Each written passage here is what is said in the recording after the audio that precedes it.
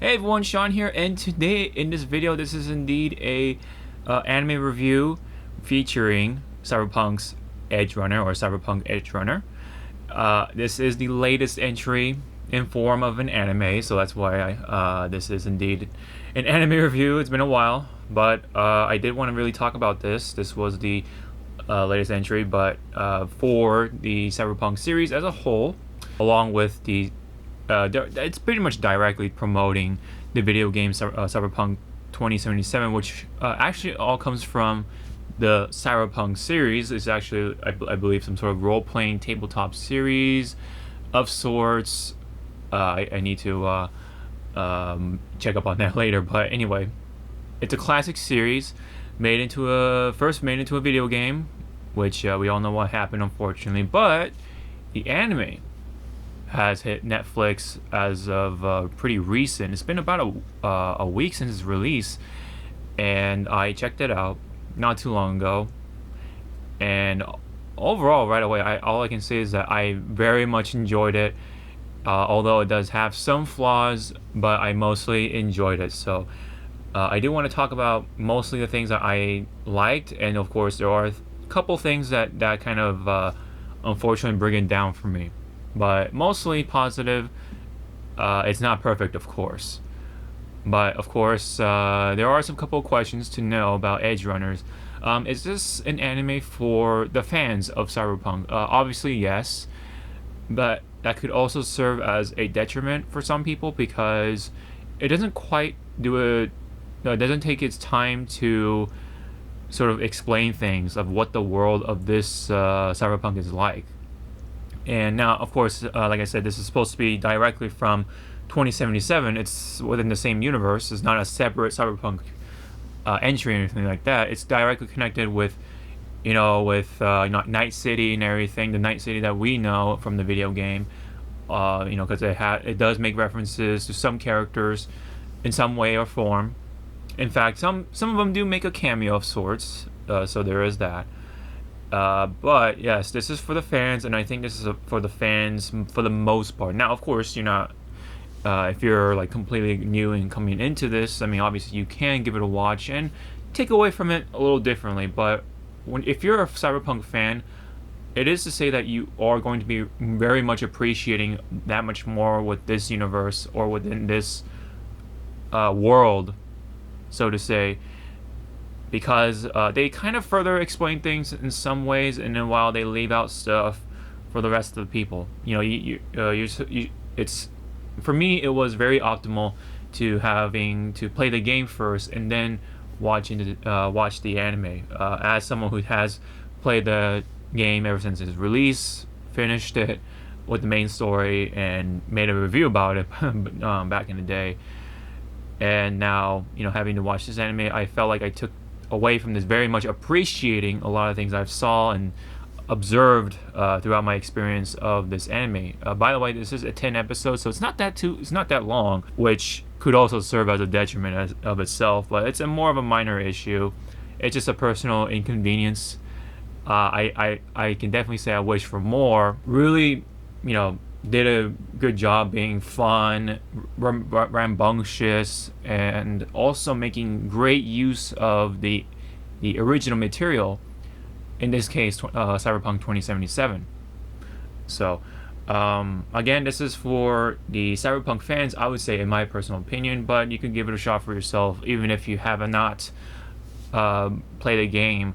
Maybe it is a way to, it definitely, you can, the way you look at it, or one way you can look at it, is that you can use this as like a gateway thing and maybe start to appreciate some of the things, right? And then you can kind of see some of a number of the connections, including the soundtrack, the locations, the people, of course, and just like the habits and everything. They even have like some of the habits and just like the dialogue and the slangs that they use too. It's built in there in the anime as well, so it's very much like you can go, I guess, either way, but I highly recommend that you play the game first and then go into the anime. But if you want to go into the anime first, I think it'll be fine.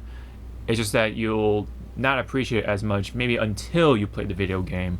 And that could be a different experience of itself in a good way. I've been hearing that the game itself has been has having a resurgence again thanks to the anime. It's been universally praised for the most part, more on the positives, and I'm all for it.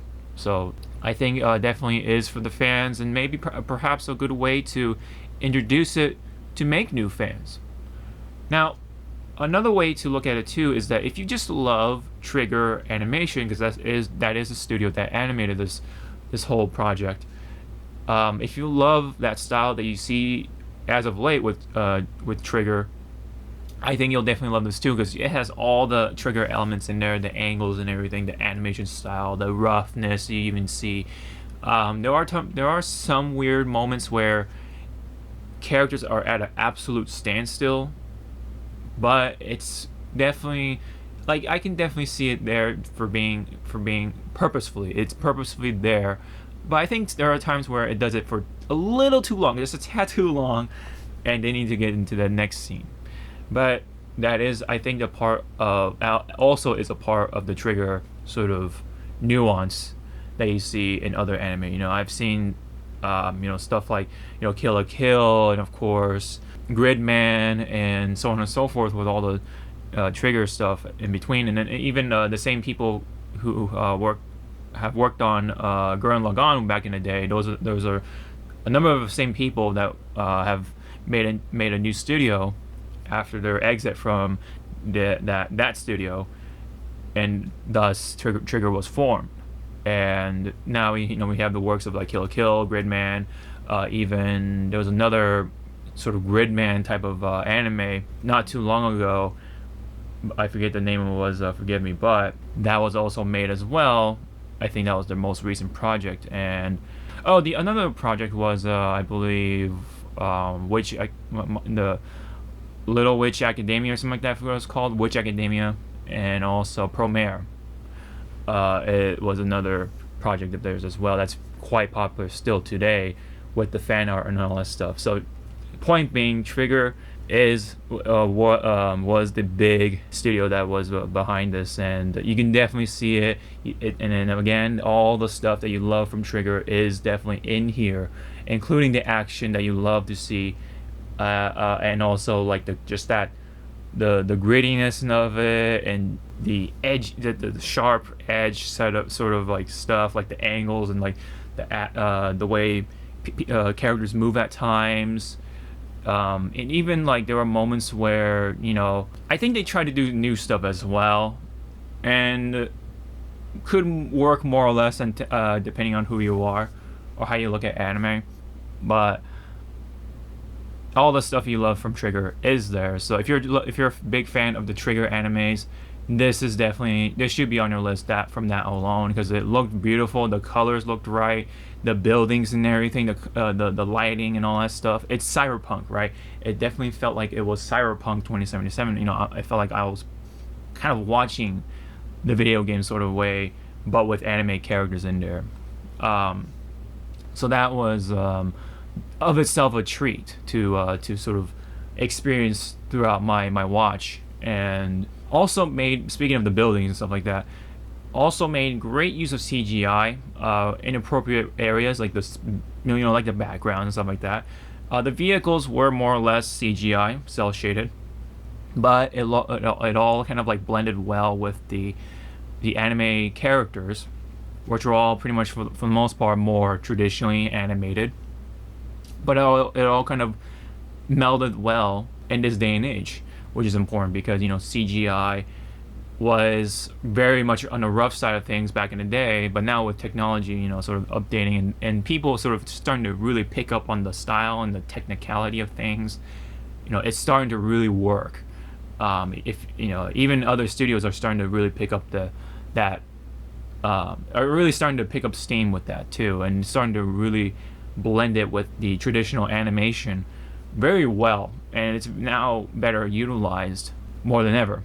And this is another exception, right? Or this is that sort of result. So I'm really glad to see that CGI is getting its sort of spotlight when back in the day, I was kind of anti CGI and all about hand drawn animation. But I'm starting to come around, man. I'm definitely starting to come around.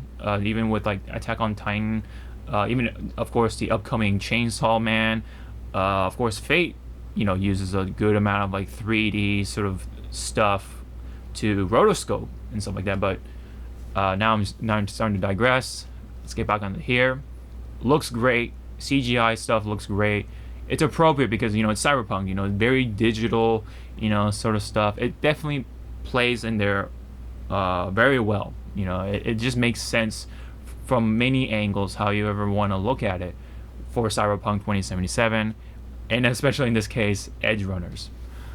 So that is also well done, and that in that regard is a huge point as well for Edgerunners. I forgot to say that though, this is an anime that is not for the faint of heart because there's gore and plenty of nudity. But I think the nudity makes sense though because you have to see the mods, right, with the parts and everything. So it plays a part. There's a context to it. It's not just nudity for the sake of like fan service. That's just the cherry on top, I guess. But it makes sense because you get to see their bodies, how they're modded, how they're cyber, right? So it all makes sense. Yeah, so a couple of other like nuances that I like to like pick out when it comes to Edgerunners. I do have my notes over there. Is that a lot of the stuff, like I said, it was intact, right? And when it comes to the voices, as I kind of briefly mentioned with the dialogue being like Choom and Eddies and all that stuff, like all the slang and dialogue is like in here. But I did appreciate watching it both Japanese and English.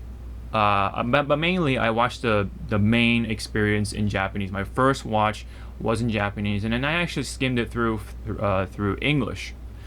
Now, I did catch the gist of it for the most part in English, and I gotta say that the English dub is pretty decent overall as someone who usually prefers Japanese audio and stuff like that. And it's interesting that the original audio, according to Netflix anyway, is Japanese, which you can kind of tell with the mouth movement and stuff like that. It's definitely made for Japanese, voice acting, so you can kind of tell. And so when you watch it in English, some of that does get lost, but it does make up for it with its own twist of comedy and humor within the dialogue. They swear and they kind of have that Western nuance to it that maybe some people would like to see in Cyberpunk. But I like having that Japanese nuance in voice acting. I've always loved that stuff. And this is was done brilliantly, just like a lot of the other Japanese dubbed stuff, including anime, of course. It just if you love Japanese audio or Japanese voicing, this is another great one too. The main characters were performed very well. There are some voices that you kind of like, it tends to sort of stick to your head. Like there's just performances that you're gonna like one or the other. So the voicing was very much awesome. And what's interesting though is that when you watch it in English, some of that Japanese dialogue actually carries over too, and not just like the Tiger Claws. For those who know, the Tiger Claws they're the Japanese gang within 2077, and they also make an appearance here in Edgerunners, and they mainly speak Japanese, of course, and that was kept in there. So that was a very nice detail in there as well. They didn't just English dub everything. They were true to the universe, and they definitely kept the Tiger Claws in Japanese. So that's something I definitely do appreciate. But it's not just that, but the Japanese sort of like grunts and the sounds that you hear in the Japanese audio were carried over to here. So you don't really get to hear the English voice actors go "ooh" or something like that.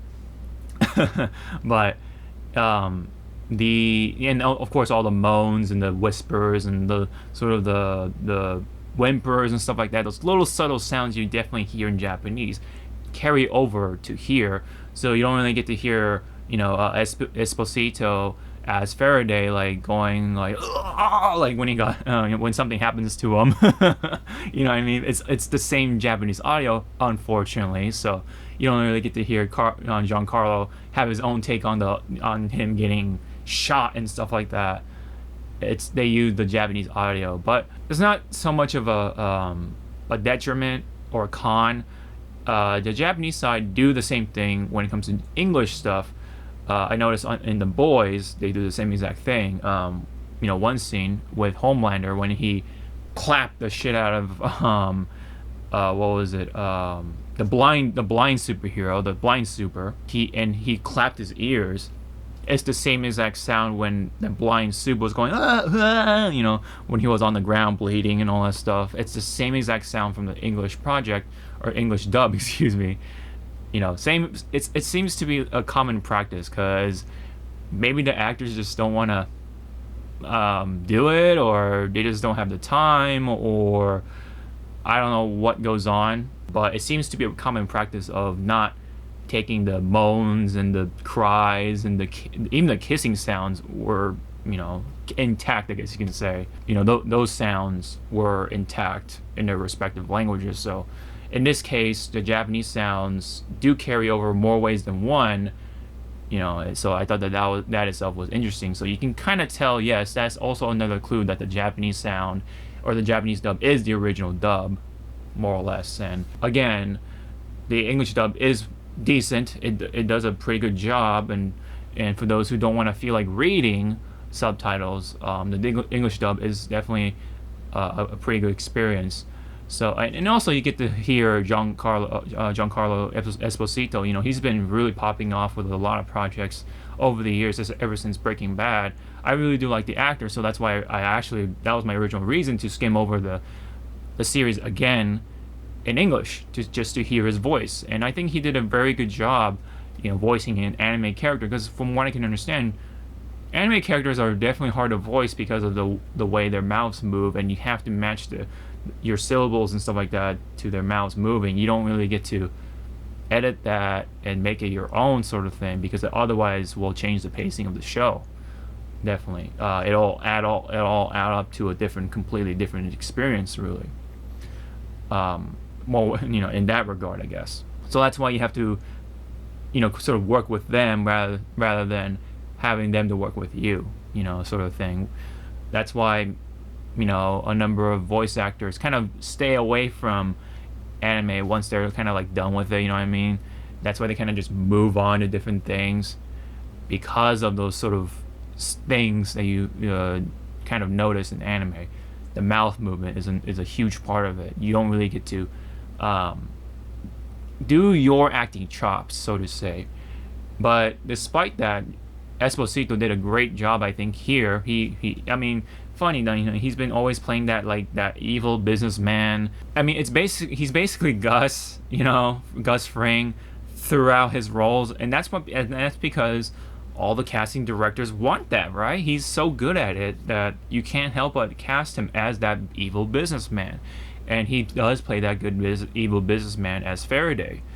But despite that, I still, personally for me, I still prefer, in the end, prefer the Japanese dub. I just love that Japanese nuance and those emotional deliveries and stuff like that. Just the tones and everything. I feel right at home, having to watch anime in the very beginning of things as a wee lad, in Japanese and everything. So back in the early '90s and everything. So it's kind of like ingrained in my head. So I can't really help but prefer the Japanese audio. But I will say that there is some fun out of the English dub for Cyberpunk. So I know I talked a lot about the voicing itself, but that is a huge part of Cyberpunk because of like the slang and everything, the dialogue, the terms that they use, chum and everything. That's a part of their world. They try to make that a very noticeable thing in order to make it feel like it's a world of its own sort of thing. So that's all nice that they put that effort into here as well. in here for Edgerunners. Another thing to point out really is the soundtrack is just banging, man. I think they did a really good job using the right songs at the right moments, including I Want to Go Stay at Your House. That was a really that's the song that really stuck in my head even now. I can just hear it right now as I talk about it, because they put that into great use as well. That alone was great use of it, along with all the other tracks that you sort of recognize from Cyberpunk. Now, I'm sure there are original soundtracks for Edgerunners, but it all kind of just feels like Cyberpunk 2077. So, in that regard, the soundtrack is great, especially if you're a big fan of the soundtrack from 2077. You're gonna love it here as well, and you'll definitely hear a lot of the familiar songs, from 2077 to here in Edgerunners, especially that one song, right? When Lucy and David are running on the moon and everything. Great use of the soundtrack overall, and especially by the end of it, the soundtrack really really hits it home, right? It hits it out of the park in that regard. So the music, that alone, is also a great experience too. Even when they're like talking, you hear that music in the background, and it really it's so appropriate with the atmosphere. It really just ties it all together, along with the talking and everything, and the world, the visuals, and just all the essentials. You really do appreciate it, I think, especially if you're a Cyberpunk fan. And like I've been saying, great use of the game elements. I think it just did a great job integrating all the stuff that you know and love about Cyberpunk, with the chips and everything, the implants, the spines and all that stuff, the weapons, right? They're good use of the melee weapons and everything. You get to really see the arms, right? Those do make a great spectacle, right, for this anime, along with the guns too. You notice some of the legendary guns kind of here and there, and of course, in fact, they have a gun from Edgerunners that's being featured in the 1.6 patch that has come out very recently. So I'll try to actually maybe pick that one up, because it's a pretty cool looking weapon, and I like the sort of gimmick behind that weapon. And of course, the jacket. You've seen that jacket on the poster, on the main character David, and there is a meaning behind that, which you will definitely understand early on in the show. So great use of the game elements, like I said. You also get to see like the drugs and everything that plays a huge part, of course, in Cyberpunk. All the chrome, just great use of that stuff throughout the anime. They're like the people who are writing that show and everything, animating and everything. They knew what they're doing with Cyberpunk, and I think like these pieces that are just reasons at one after the other are why this anime is just so enjoyable so far. Now, speaking of the game elements, when it comes to cameos, there are very few cameos. There is one that's pretty important, especially by the end of it. That character plays a major part of what happens to David, of course, and you'll definitely recognize that character, right? But only appears right at the end, so it's kind of, that itself is a little disappointing. But we're trying to focus on David and the others, like Lucy and everyone. But there are other few cameos that you get to see too, that you see from 2077 to here. Now, let me spoil it for you guys that no, you won't see Johnny Silverhand or like that, but you'll get to see some other characters, just some, from 2077 and making it into here. Now, speaking of that, people wonder, when does this take place? And from what it looks like, it actually takes place just 1 year before 2077. So this all takes place in 2076, interestingly enough. So having to see that all in 1 year is pretty fascinating, but I guess it may all make sense because of the cyber mods and everything. Yeah, so that's the thing.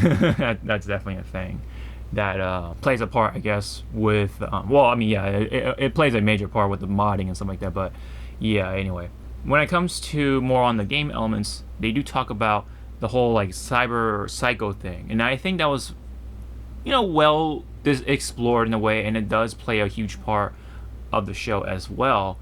for those who don't know quite, the more you modify yourself, the more of yourself gets lost, to the point where you may turn to a psycho, hence the cyber psycho. So there's that like moral stuff going on too. Like, do you really want to chrome yourself that far?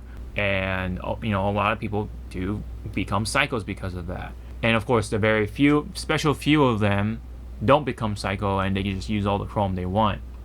But anyway, that whole like aspect of becoming a cyber psycho does get explored in this series, and I do appreciate that, rather than having to just go, in the game, having to just go after the cyber psycho and then just kill him, right?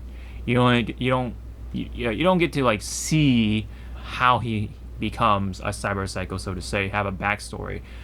I guess unless you want to do a lot of raiding, but that's a little less accessible in that regard. But at least here you kind of get to see a visual representation of how people turn into cyber psychos, so that I think that part, I do appreciate that. It makes me kind of wish that using Chrome has some sort of like consequence of sorts, maybe, but maybe that could be like on hard mode or something like that, or cyber psycho mode or something like that, like where you have to use your mods sparingly. But it's, I guess, only affects Edgerunners or Cyberpunks, so to say. But Netrunners, I guess, can go willy-nilly all they want with the stuff, I guess. Maybe it has to just do with the power that you get from all the, the really powerful stuff, like the legendary mods equivalents that actually make you terrifying in that sense. And I guess with Netrunners, their stuff, while it is very effective in other areas like hacking and stuff like that, they don't quite make you into a cyber psycho, at least easily anyway. Or those Netrunners are pretty special as well. But anyway, again, this whole cyber psycho thing, I do appreciate it though, nonetheless, because they actually show you one way or the other of how it kind of like deforms, how they become deformed and sort of get lost in reality, and then become that monster that we all kind of see in 2077 as they become cyber psychos. For the most part, those are the things I really liked. Lastly, I wanted to talk about the characters. As you kind of can see already, I've been talking about David and Lucy and stuff like that. They were great characters. I like David. I really like Lucy, of course. And of course the other characters as well in the gang. But this is kind of where it starts to sort of transition into the things that I don't like, some of the detriments, right? While the characters were great, they're lovable on the screen, when you receive them, you kind of wish for more. And that's where it kind of falls into that problem where there's so much to tell but with little time. I think that's the biggest crime that is happening, ironically, in this anime, which is all about crime. But the biggest crime of them all is that there's just not enough time for these characters and the stories to really to properly unfold. I really wanted to sort of see David's interactions with more characters, with Dario, Maine, and of course Pillar, even Rebecca, of course, and of course with Lucy, right? Even Lucy, of course, deserves some more time, because it's just I don't know. And even of course Kiwi, and of course Falco. And Falco there's a character, Falco, that kind of was just like super in the background, wasn't even part of the gang or anything like that, until I think it was like episode 6 or something like that. He just suddenly becomes an important character, right? So I wish things, like that were properly introduced. Falco, I think, was the only one, or was the major character that like wasn't just introduced at all, while Kiwi was kind of just there. You get to know her a little bit in the beginning, but Falco just completely just like in the background. He's like kind of like the fly on the wall sort of like character until in the later episodes. Funny enough, he is voiced by Matt Mercer, who also voices McCree and stuff like that. So he got that that deep voice. You get to kind of recognize that cowboy voice, right? Reach to the sky. That sort of that sort of tone. So in that English dub, you can get to enjoy that as well. So the accents you kind of get to hear in English dub rather than Japanese. Well, because Japanese is very much like neutral. They use dialects, but not so much accents, which is a little different from each other. But you still get to hear that Japanese nuance. So there is that. Anyway, back to here. The characters, it's just like you just wish to love them more, but they kind of just like boom, boom, boom, boom, sort of thing. And also, you have to go in seeing that this is a series about crime, so naturally you're gonna have characters die, and whenever they do, it's like you wish to care about them, but because of their screen time, you just can't, right? But you do, which is weird, but you wish for more before things happen. And that's just the biggest thing about this anime. The biggest con is just that the time is just too short in 10 episodes. You just wish there was 20, right? In order for you to really have it sink in and really appreciate characters, all the characters, right? David, Lucy, Maine, Dorio, everyone else, especially with Rebecca too. Another thing I want to say about just characters in general is that Lucy, she's supposed to be like the other main protagonist, started to drop off a little bit, right? The very first episode, I believe, or at least second, or whenever she was first introduced, was like completely just fun, just she was like doing all these stunts and stuff like that. But throughout the later episode, she starts to really lose steam on that, and that's why there are a number of people saying like, "Oh, Rebecca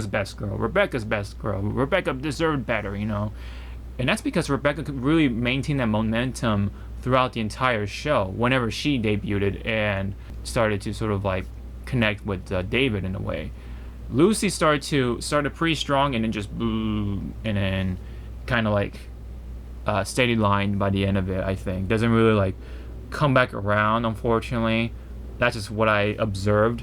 It's just very different, night and day. Like especially if you go back and watch the first time she's introduced to by the later episodes, she just starts to change, right?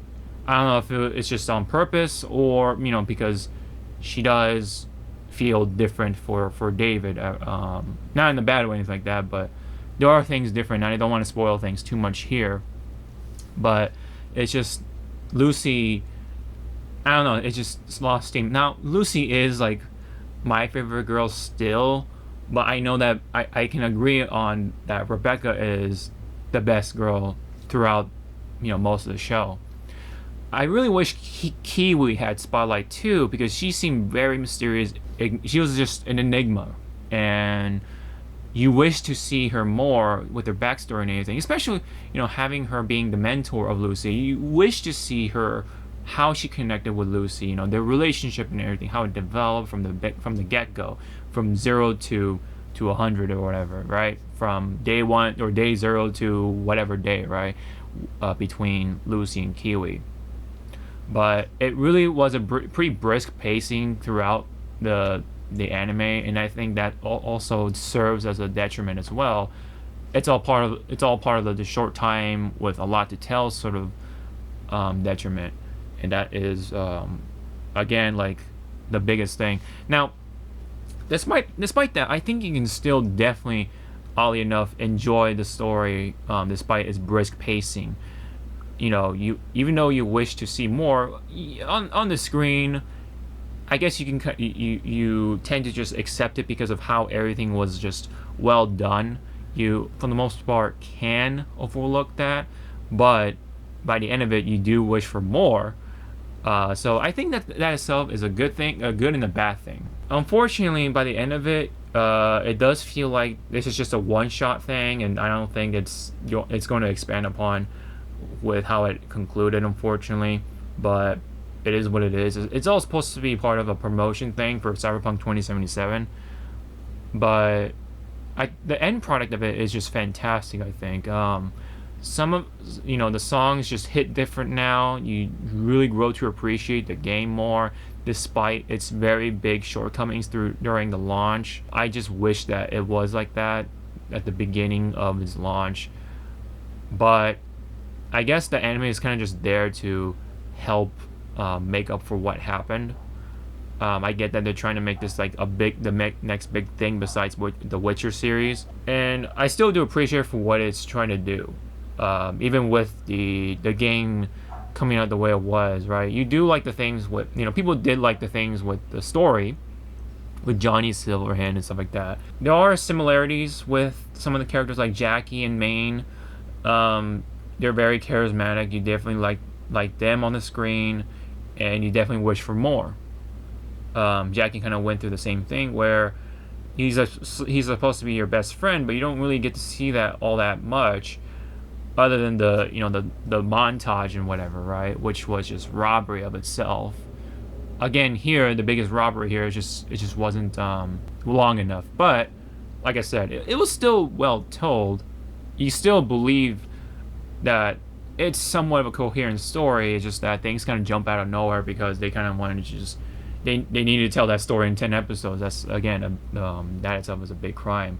Again, the biggest downfall of this whole thing is the pacing and its short length, because it just skims over a lot of things, right? It's like, oh yeah, you get to see them being best friends, right? And then all of a sudden this happens, just like that, when you kind of just wish that they flushed it out a lot more before they get to the big sort of climax of each episode, I guess. I noticed that from the beginning too, where when David was talking to his mom, like it was rather fast. Like that part of the story was going rather fast, and that's why I started to sort of notice already, like the pacing of the show is being established in the beginning, and that kind of is consistent throughout the show more or less. And that's unfortunately that's just what it is. That's the con of it.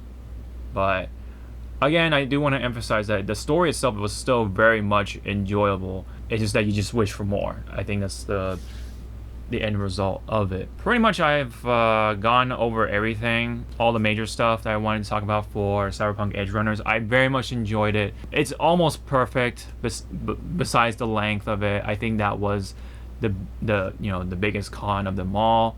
But I think with everything else, you're very much willing to or going to overlook that, and you still love the characters. You wish for them for more to be on the screen.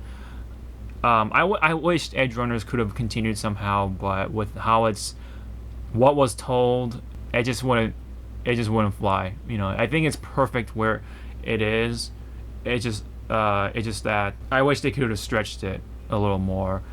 Maybe season 2 could be like the in-betweens, I guess, to make up for it. But again, this is just supposed to be a promotional anime for the game itself. But it just came out to be way bigger than it ever was. I think that's the case of it. So this is supposed to be a one-shot thing, but I think this is some of the greatest one-shots of all time, in recent times anyway, for Cyberpunk.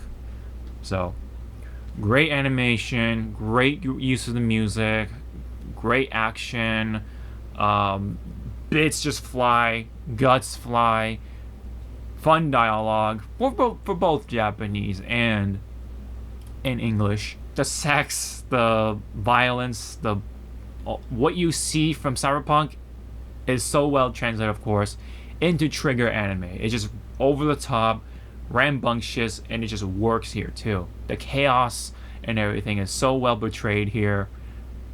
Trigger was pretty well picked for this type of anime and story too. It's just that you just wish for more. That's just the end of it. So that's it on my end. I don't think I'm going to be going to spoilers anyway. It's a short anime, so just go watch it. Honestly, there's no real point for me to go over the whole thing. That's just what it is to me. Great anime. I'm gonna give it a score of 8.5 out of 10. with 5 being in the middle, of course. So this is an excellent anime. You just wish for more. That's all I can say without repeating myself at this point. I know I have been, but I can't help it. I just love it that much.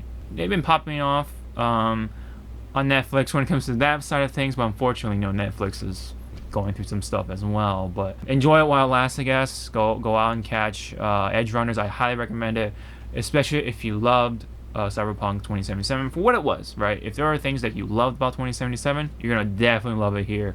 If you love trigger anime, you're gonna love it here too. So 8.5 out of 10. That's all I got. Thank you very much for tuning in for this Edgerunners review of Cyberpunk. So thank you very much. If any comments, don't forget to leave it down below. Like and subscribe, and check out all the links in the description below. It will help out the channel. I really appreciate it, guys. So this has been my review for Cyberpunk Edgerunners. Go on and see it. So thank you very much. I'll see you all in the next video. Ciao now.